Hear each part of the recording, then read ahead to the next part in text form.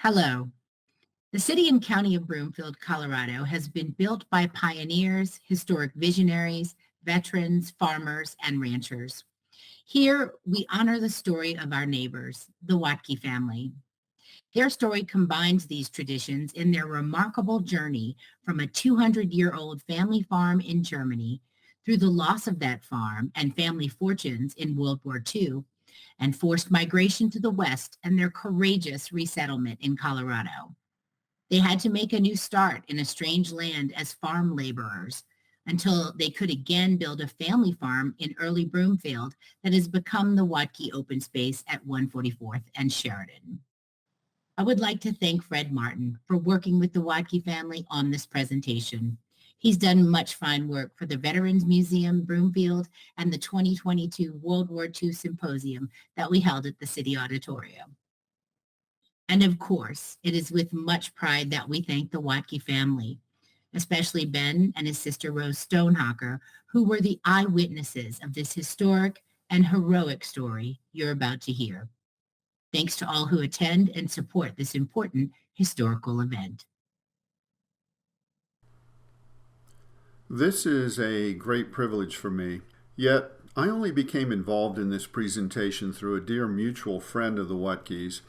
Since I do history talks for the Veterans Museum and other groups, she asked if I would meet the Wottge family and help assemble their story. At that meeting, I had no idea of the epic scope of history they had experienced or the importance of their story in both world and Broomfield history. Most who drive by this sign on Sheridan Boulevard at 144th, Dillon Road, would have no idea either. No idea of their 200-year journey through history and World War II that led to our Broomfield Wottge Open Space resource. Now, let's begin above Denver and zoom into this parcel of land that is under development as a recreational and wildlife area. Those who drive by will appreciate the wide open space and preserved mountain views. It's at about the highest point in Broomfield. We can appreciate that this land will never be covered in future by more wooden apartment buildings, and soon there will be trails and other public use facilities on this open space. Here is a Broomfield-produced video on the Wottge Open Space.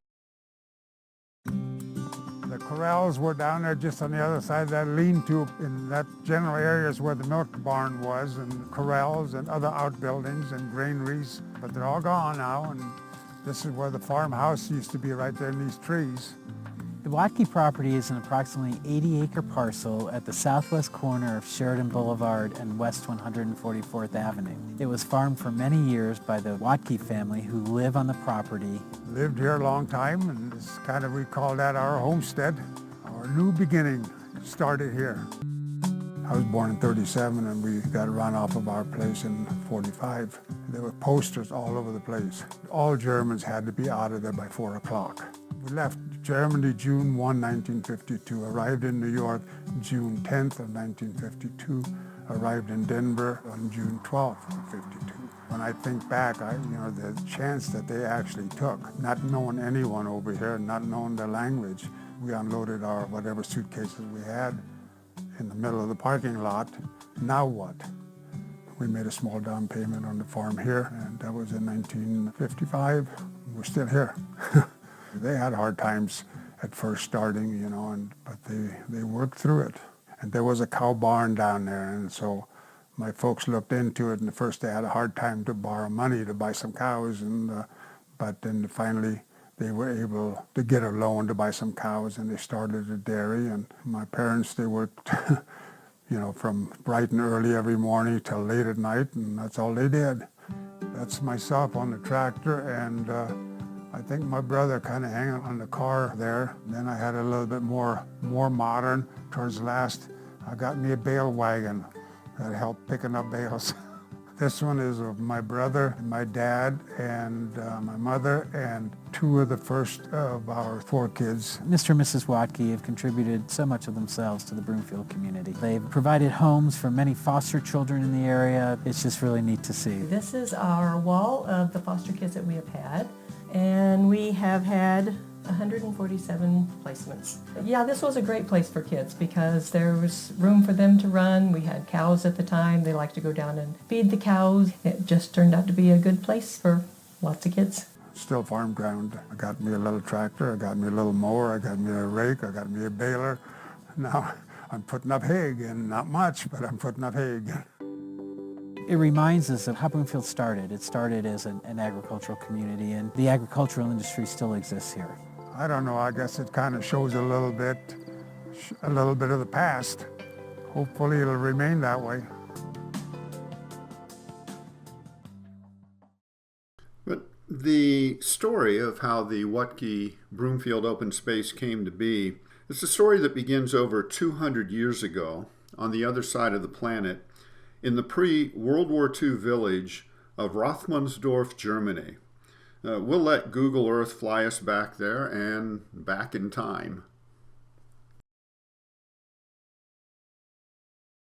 Now, you heard me say Rothmannsdorf, so why am I showing you Ratnowice? This is a key to understanding the story of the Wottges, and it took me several days as a cartography and geopolitics fan to figure this geography out. It wasn't until I saw this pre-World War II map that I was convinced Ratnowice is indeed the prior village of Rothmannsdorf. The village is almost exactly the same as it was a century ago and is obviously the same place shown on this map. Now, we'll explain all of this more in a bit. And by the way, roughly translated, Rothmannsdorf means wise man's village. At the south end of this village is where the Wottge family farm was, and still is. The farm was in their family, first through marriage, since 1748. This is a house that Ben and Rose, who are with us here today, lived in as children. In 1933, Alphonse Wottge took over the farm and married Clara 2 years later. Alphonse and Clara are Ben and Rose's parents. Here is the family, 5 children, Ben at 6, Rose the oldest at 7, Ursula on her mother's knee, Conrad and Renati. Ben and Rose haven't aged much at all, have they? Different hairstyles, perhaps. But then World War II overtakes the family. Imagine a relatively stable and reliable family life on the farm for over 200 years. About the same length of time Americans have enjoyed the freedoms and stability of democracy. Then, suddenly, it all changes.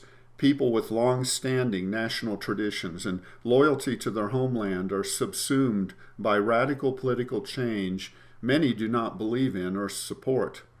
Despots and their followers sow division and fear of the other.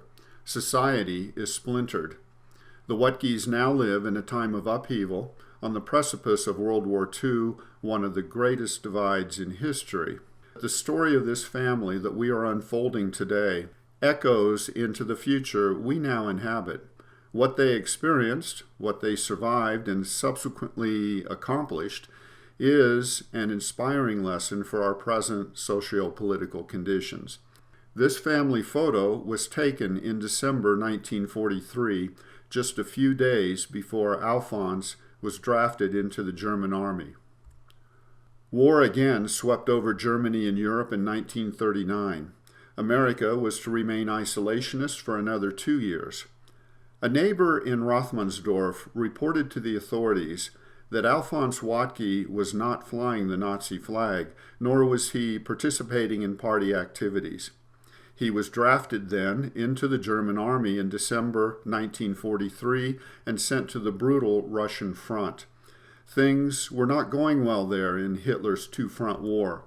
The Normandy D-Day was to come just 6 months later, beginning the Allied sweep through Europe and into Germany. Russian forces were pressing in from the east. After Nazi depredations in their invasion of Russia, Russian soldiers were not kind to Germans. They were brutal to soldiers and civilians alike. While Alphonse was away, war was closing in on the family. Ottmachau, a few miles to the northeast, was bombed. Fires lit up the night sky. On February 13 came the Allied firebombing of Dresden, 158 miles to the west of Rothmannsdorf. Imagine if your family farm was in, say, Burlington, Julesburg is being bombed, then word arrives that Denver has been firebombed and 80,000 of your civilian countrymen have been killed. The family was threatened by patrolling fighter planes. In these last months of the war, with the Luftwaffe suppressed, American fighter bombers were roaming the countryside, seeking out targets of opportunity. These were 2,000 horsepower P-47s with 8 50 caliber cannons and capable of carrying 2,500 pounds of bombs. At times they dropped leaflets warning the populace where bombs would be dropping. Yet unleashing their firepower was just as common. Trucks, trains, barns, and farmhouses might be hiding retreating Nazi troops and were considered fair game for the Allied pilots. Much of this record and narrative is derived from the Frau Irmer letter. She was a cousin of Alphonse Wottge. There is this interesting note on how her letter was translated on a plane to Germany in 2000 by Renate and Rose. So, some of my reading from here on is in Frau Irmer's first-person voice. Fearing the low-flying fighter planes, our family and other farmers left the farm in March on hay wagons to nearby towns. Clara took the tractor further. In the evenings, we returned to the farm on bicycles to take care of the animals and gardens, but we had to leave again by morning, fearing the fighters. During this period, Ben and Rose's younger sister was playing outside with friends. They found a hand grenade. Unexploded ordnance was a common hazard. It exploded, severely injuring Ursula. A German soldier took Clara, Ursula, and Frau Irmer to a doctor. She was blinded in her left eye and lost hearing due to a damaged eardrum. Frau Irmer writes, "By the end of April, things seemed to have quieted down and we returned home to the farm. The military had left the area, but just as we started to get back into daily routines taking care of families and fields, the front again moved closer and closer. Every day, the Stalin organ, that's what we called the Russian cannons and guns, came nearer and the noise became clearer. So by May 9th, we had to leave Rothmannsdorf again, fearing the Russians. This time, Clara and us, along with our families, headed into the hills, and in the evening we stopped without knowing what to do. A farmer came and said, 'You can't just stand there. If you are satisfied with the barn, come with me. The house is already full of other refugees.' The next day, the Russians came. We just stood frightened and disturbed. The next evening, the farmer offered us a very small room, saying, 'Come, you can no longer stay in the barn.' In this room lay 15 people on the floor, packed like herrings. During this night, the Russians molested and harassed the women in the house. They also beat hard on the door with their rifle butts, but they did not break down the door. Our family prayed a lot. Clara cried, saying, 'If they get in, they will trample the children.' We knew that the guardian angels watched over us that night. The next day, a lot of propaganda flyers and Hitler pictures were floating in the river. Silver mother's crosses were given by the government to a mother after the birth of her 6th child. The mothers threw them in the river so the Russians would not find them. We spent 2 nights in that small room on that farm. The next afternoon, we began the trek back home to Rothmannsdorf. Now, we thought everything was over and we could have a new beginning. But that was not to be. This same day, Russian and Polish hoodlums came in separate groups and took everything they could use: food, clothing, sewing machines, farm machinery. The plundering lasted 3 weeks. Then came a big group of Poles, and every one of them picked a farm and took possession of the property. Often there were disagreements and fights between the Russians and Poles. We then lived on our own farm, assigned to spare rooms by the Poles in our own home. In late April, The Reichstag in Berlin is overrun by Russian troops. Hitler commits suicide. Germany surrenders May 8th. War in Europe ends. Now, allow me to return to the earlier puzzle I mentioned of how did Rothmannsdorf become Ratnowice?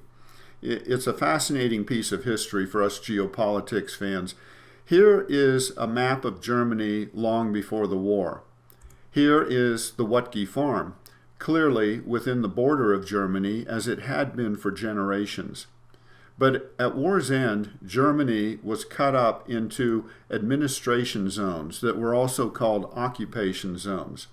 Now, it's safe to guess what the Poles wanted to do with their administration zone, yet it was actually Stalin, along with the Allies, with little consultation with Poland and likely almost none with the defeated Germans, who made the deal to partition this large section of East Germany to Poland. The Wottge farm was now in Poland. Around the planet, World War II deconstructed empires and restructured new nations. Some were built on solid geopolitical foundations and still survive today. Others were cobbled together out of divergent cultures, races, and interests, and have since crumbled, causing many new wars. This is a slightly different analysis of this partition of German territory to Poland. It's from a Discovery Channel documentary. This expulsion of Germans is also the work of the Soviets. They're very greedy in victory, and they help themselves to a slice of Poland. So to redress this, Poland takes part of Germany and expands a good 200 kilometers to the west. The map of Europe is being redrawn.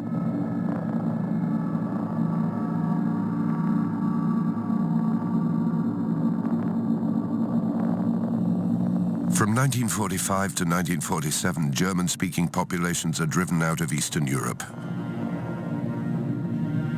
It's one of the biggest floods of refugees in the history of Europe.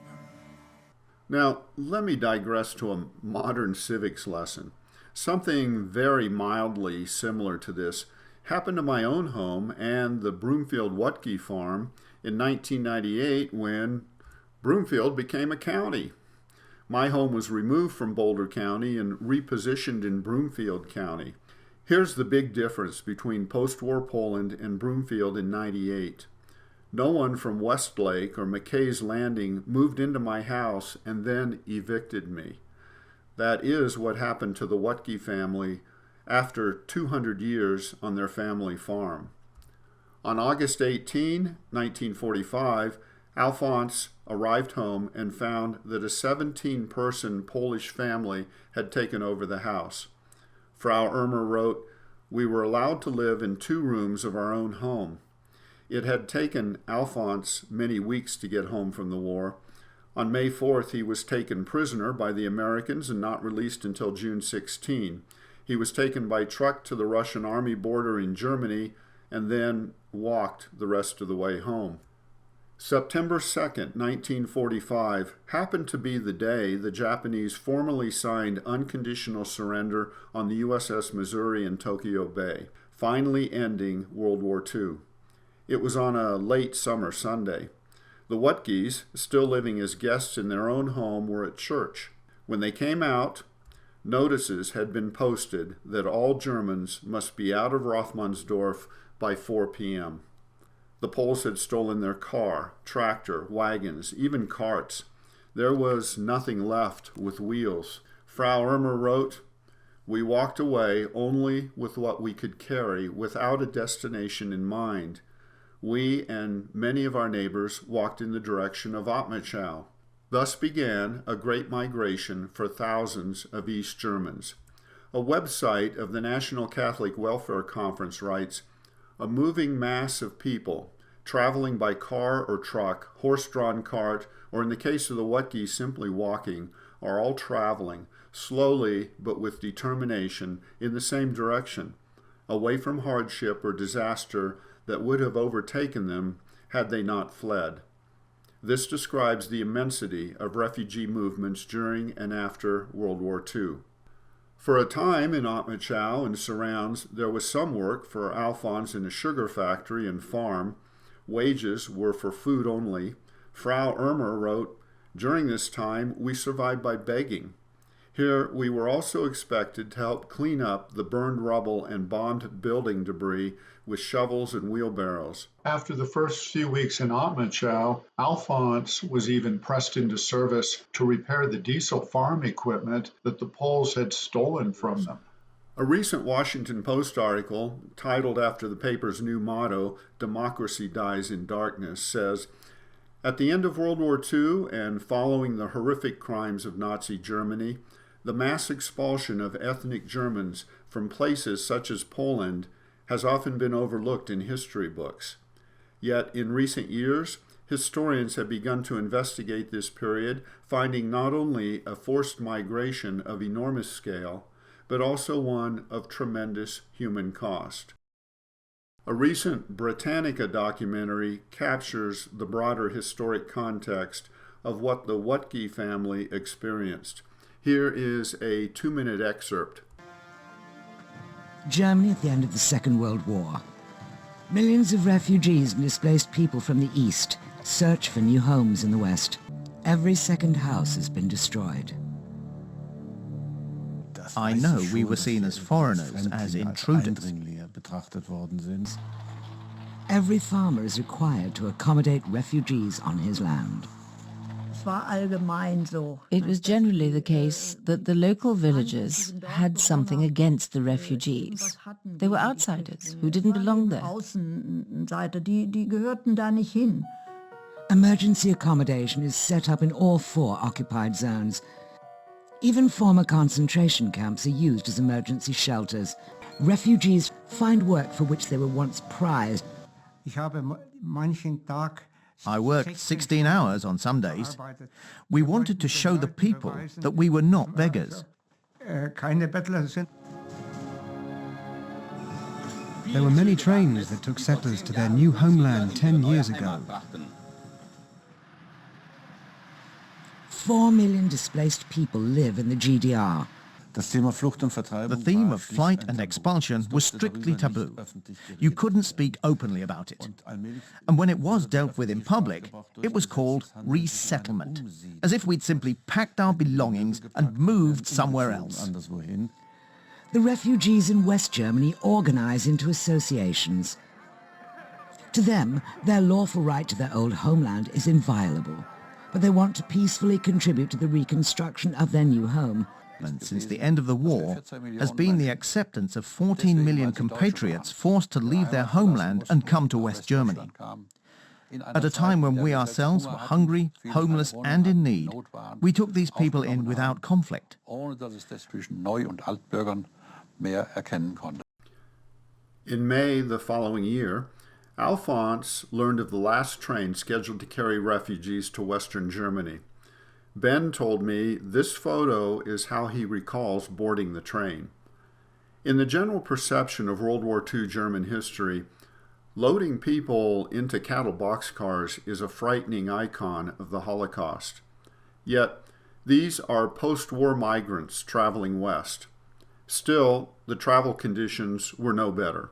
Frau Irmer wrote, "We had to gather at a designated area, and here we were plundered and robbed again. Then we walked to the train. We were loaded into boxcars with 25 to 30 people and headed west. The train stopped often in open areas. In Marienborn, we were deloused. Here we were also given our first food to eat. These were one-pot meals. We were very hungry, and we overstuffed ourselves, and many vomited. Our bellies were not used to food." They were on the train several days. On June 2nd, 1946, they arrived in West Germany, Peine by Hanover. This night we were given lodging in a hunting lodge. We slept on straw, where many other refugees before us had lain.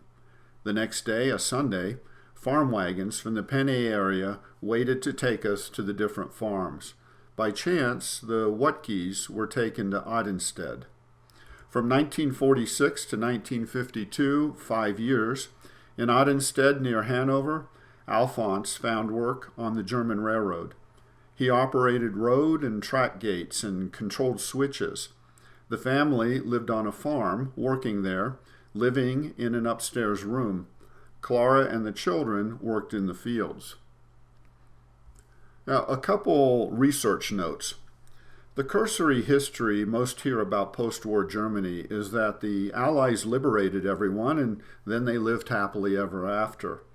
But life was very difficult in post-war Germany. Here's a very fine article that gives historical depth to the Wottge story. Also, at our 2022 World War II Symposium, sponsored by Broomfield and the Veterans Museum, Broomfield's own Pulitzer Prize-winning author Adam Makos spoke.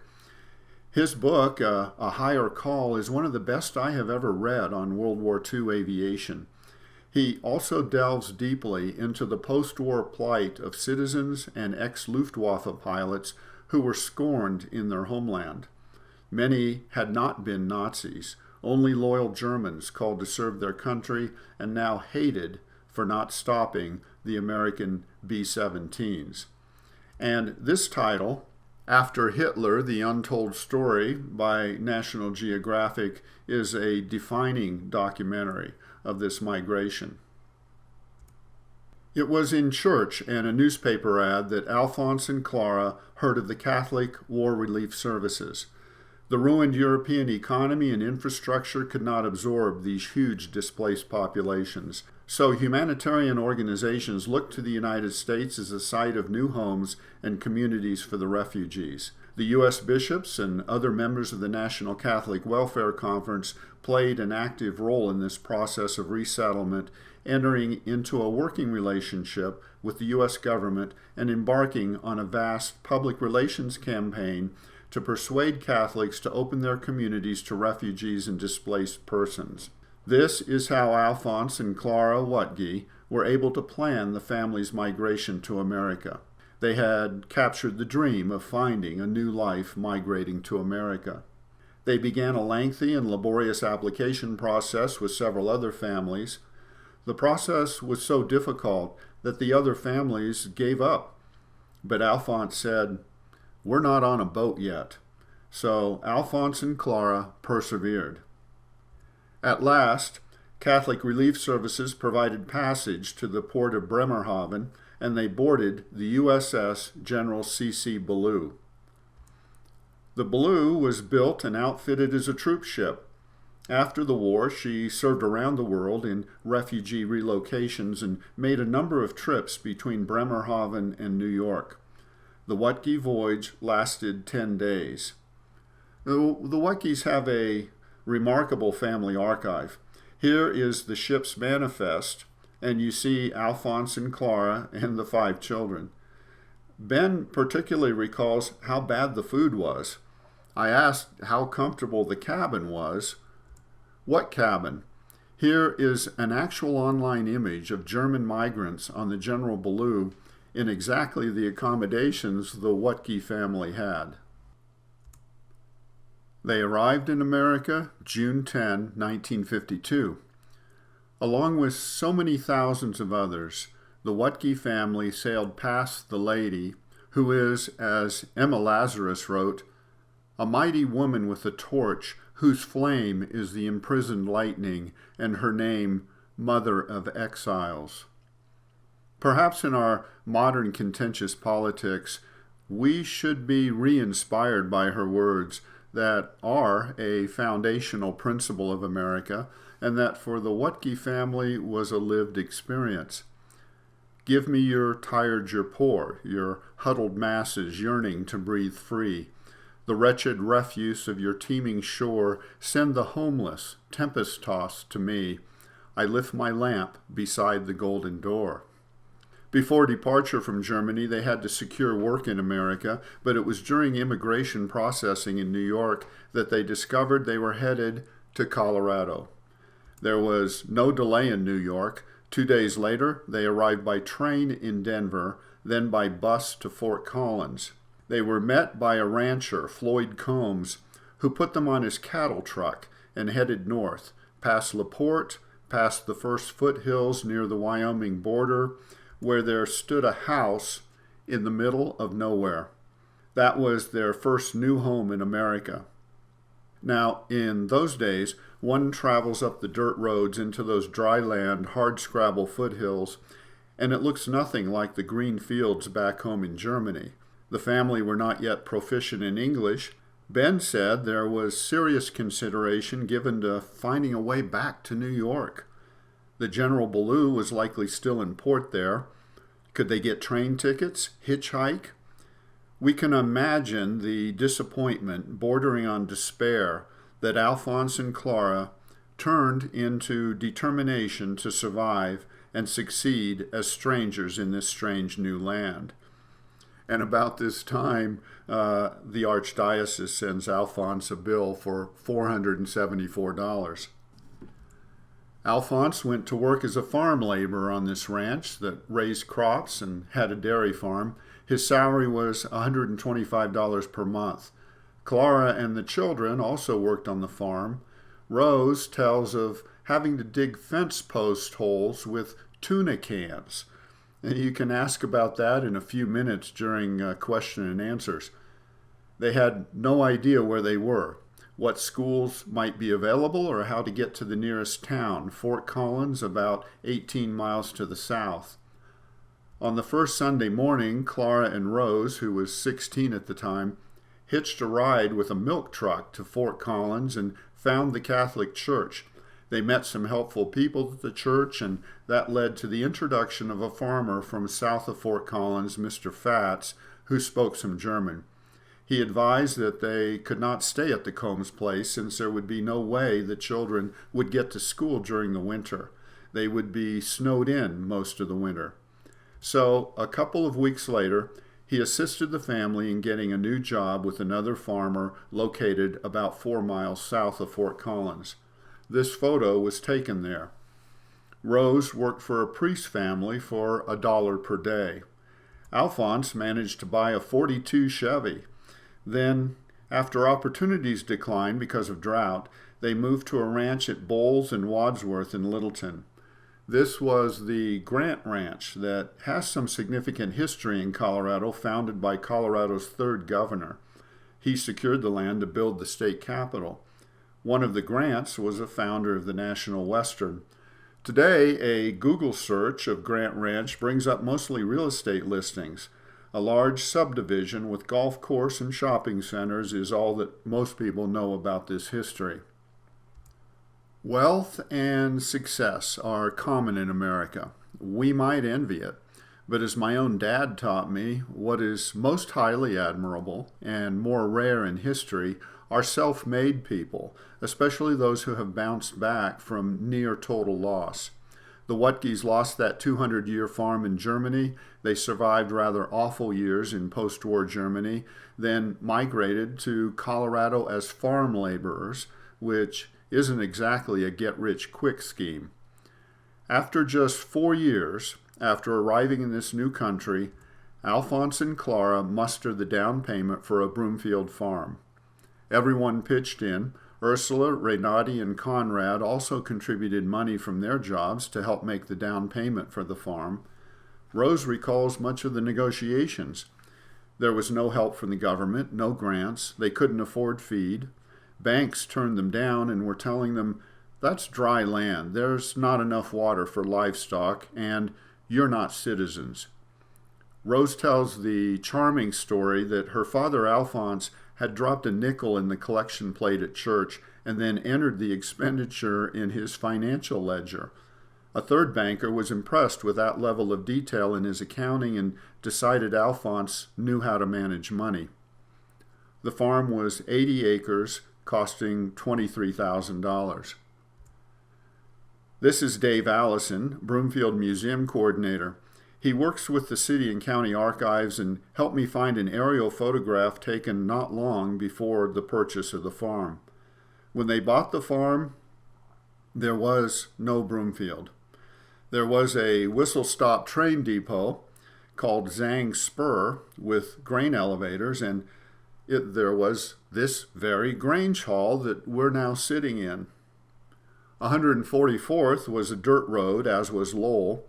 This is where Sheridan will be much later in the future.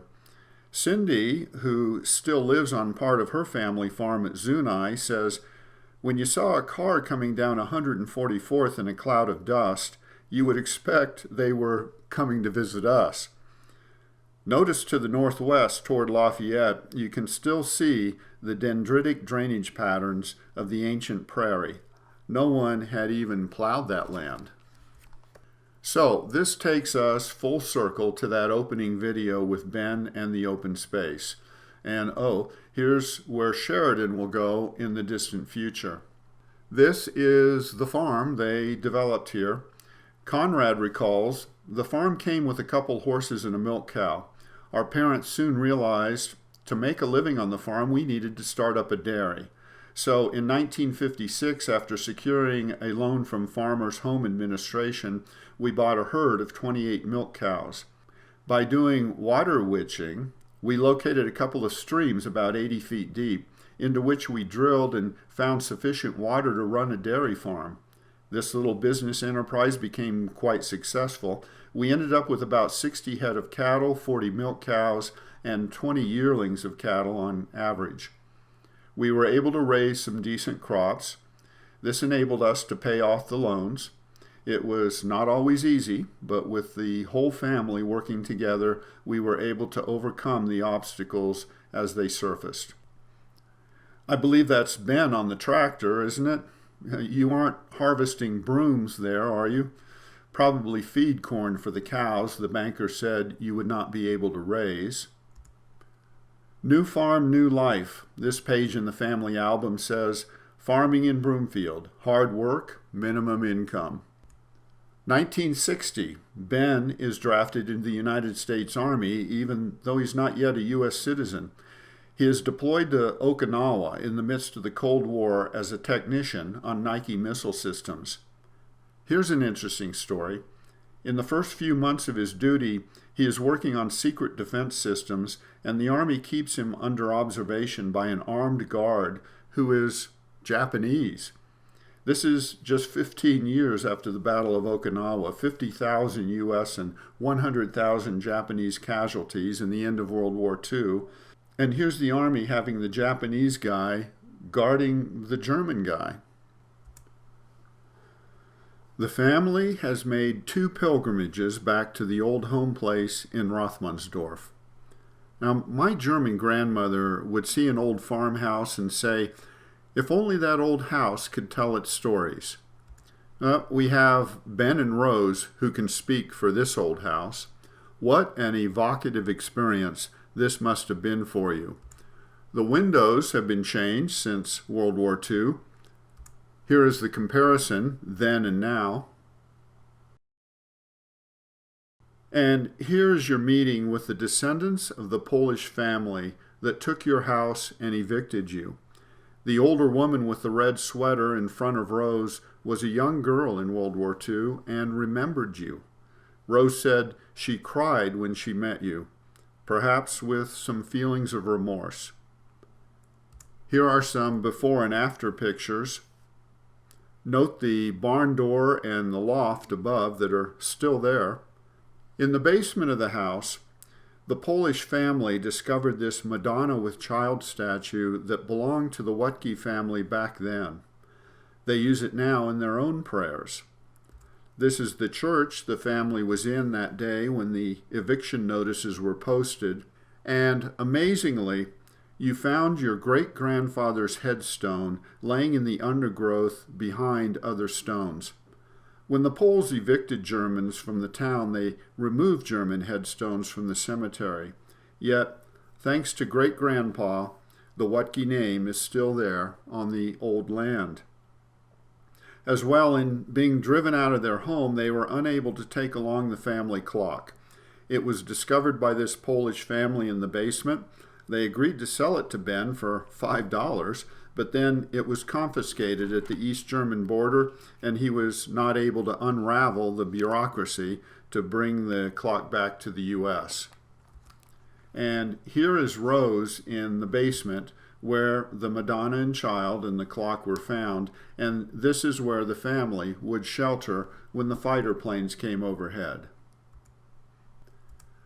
Alphonse and Clara achieved their dream of regaining self-sufficiency, managing the Broomfield farm and raising the children in the 3-bedroom farmhouse. They retired very comfortably to a home they built in Thornton. They could have taught many of us about what the American dream really is. Rose married Walt Stonehawker, known in Adams County farming history, and had 7 children. She worked for CF&I and with Walt farmed in the North Glen area until the city bought their farm, and they then purchased a farm in Brighton where Rose continues to live. They also purchased a ranch in Granby where the kids and 17 grandchildren love to work and play. Ben has 4 kids. He worked for Power Equipment Company for 44 years as construction machinery mechanic and supervisor until retirement. Now he and Pam live on 4 acres of the original farm in Broomfield. Conrad lived on the farm, helped with the farm work, working part-time for the railroad.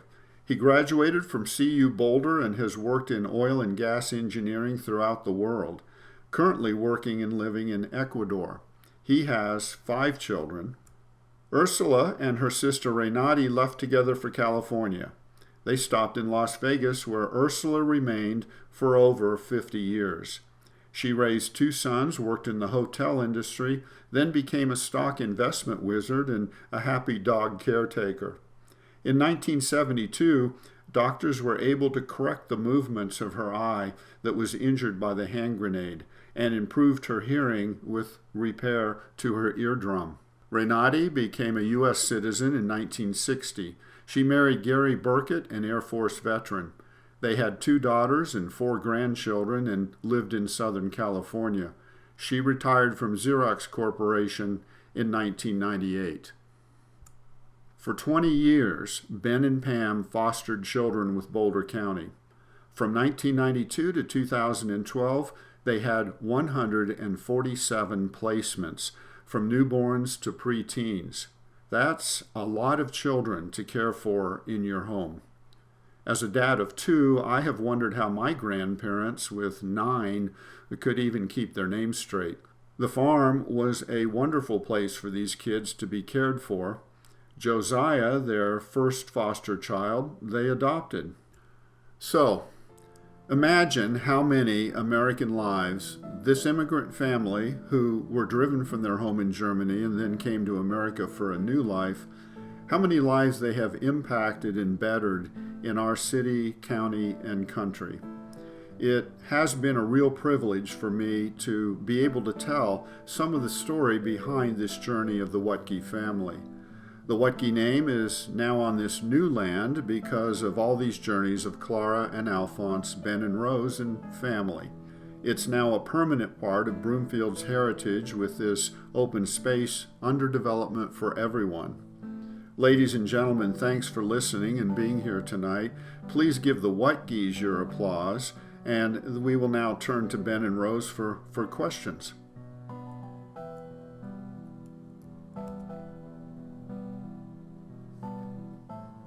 I would like to add a few postscripts to this presentation.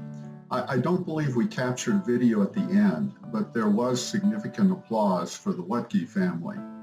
There was also about 30 minutes of questions. One lady did ask about digging fenced post holes with tuna cans. Both Ben and Rose had a comment about that. One gentleman grabbed the mic and said, "The Wottges are the kind of people who really make America great." There was another round of applause, only louder that time. I wish to acknowledge Cindy Wills, who instigated this entire project because of the many conversations with her friend and neighbor Heidi about the Wottge story. Without Cindy, I would never have become involved. As well, Cindy was responsible for bringing 14 guests to the event. And thanks to Bill Stonehawker, who replied to my many emails for photos and missing details. Also, of course, to Ben, Rose, and Conrad for the eyewitness accounts that made this story very authentic and personal. It's the personal story that is at the core meaning of what history is about. And Frau Irmer's letter. She was the principal narrator of this history. I wanted to note that the Wottge family approved the use of the opening music piece.